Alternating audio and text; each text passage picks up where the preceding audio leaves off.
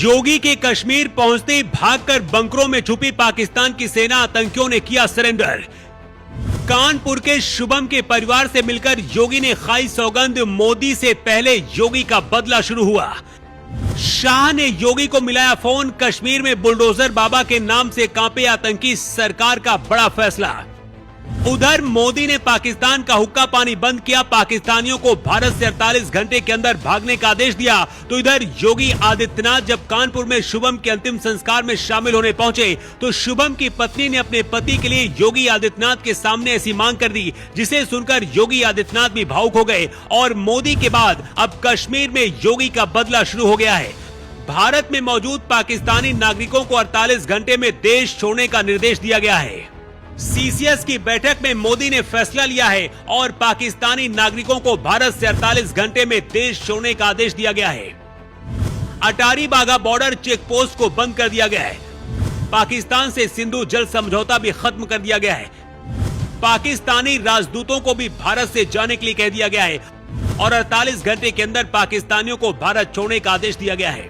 बताया जा रहा है कि योगी के पास अमित शाह का फोन आया है और करीब 10 मिनट तक फोन पर बात हुई है। सरकार योगी को कश्मीर क्यों भेजना चाहती है? क्या कोई बहुत बड़ी प्लानिंग चल रही है जिसे योगी ही संभाल सकते हैं? क्योंकि जब से योगी की खबर कश्मीर तक पहुंची है, पाकिस्तान की सेना बंकरों में छुपकर बैठी है। पहलगांव में जिन 28 लोगों को आतंकियों ने निशाना बनाया, उसमें उत्तर प्रदेश के कानपुर के रहने वाले शुभम द्विवेदी भी हैं, जिन्हें पत्नी अयांशा के सामने आतंकियों ने मार दिया और पत्नी अयांशा से कहा कि जाओ मोदी से बता देना। शुभम की 2 महीने पहले शादी हुई थी। शुभम के अंतिम संस्कार में खुद योगी आदित्यनाथ पहुंचे। इस दौरान शुभम की पत्नी ईशान्या ने अपने पति की शर्ट को गले से लगाकर चीखती रही। ईशान्या से योगी आदित्यनाथ ने वादा किया कि हर आतंकी को ऐसी सजा दी जाएगी जिसे पाकिस्तान की आने वाली नस्लें भी नहीं भूल पाएंगी। सीसीएस की बैठक में मोदी सरकार ने फैसला लिया है कि पाकिस्तान को सबसे पहले प्यास से मारना है और इसके लिए पाकिस्तान के साथ 1960 की सिंधु जल संधि को तत्काल प्रभाव से सस्पेंड कर दिया गया है। ये तब तक लागू रहेगा जब तक पाकिस्तान सीमा पर आतंकवाद का सपोर्ट बंद नहीं होता है। इस सिंधु पानी से ही पाकिस्तान में बिजली बनती है और सिंचाई होती है। इसके बंद होने का मतलब है आधा पाकिस्तान अंधेरे में डूब जाएगा और पाकिस्तान में भुखमरी अगले 6 महीने में लौट आएगी।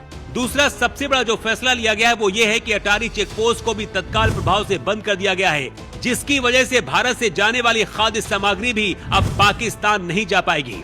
जो पाकिस्तानी वैध तरीके से भी भारत में आए हैं, उन सभी को 1 मई 2025 से पहले भारत छोड़ना होगा। इसके साथ ही विदेश मंत्रालय ने कहा कि सार्क वीजा छूट योजना के तहत पाकिस्तानी नागरिकों को भारत की यात्रा करने की अनुमति अब नहीं दी जाएगी।